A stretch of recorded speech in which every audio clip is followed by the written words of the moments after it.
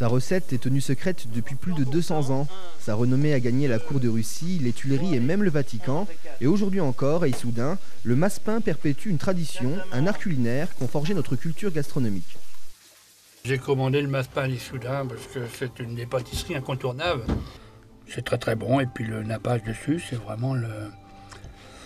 tout ce qui est d'Issoudun est forcément bon. Les religieuses du couvent des Ursulines découvrirent cette recette à base d'amandes peu avant la Révolution, sans se douter que cette confiserie allait séduire nombre de personnalités.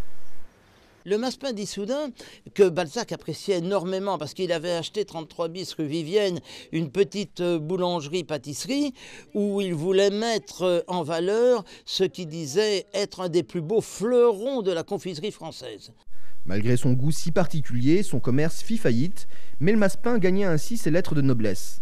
Bien sûr, c'est Balzac qui fait l'intérêt du massepain. Je pense que s'il n'y avait pas eu Balzac, le massepain serait passé comme un tas d'autres spécialités qui naissent et qui disparaissent. Alors il faut quand même préciser que Balzac en parle dans La Rabouilleuse, quand même, hein, dans son roman qu'il situe en grande partie à Issoudun. On connaissait Balzac pour la fécondité de son imagination, peut-être celle-ci se nourrissait-elle de saveurs authentiques.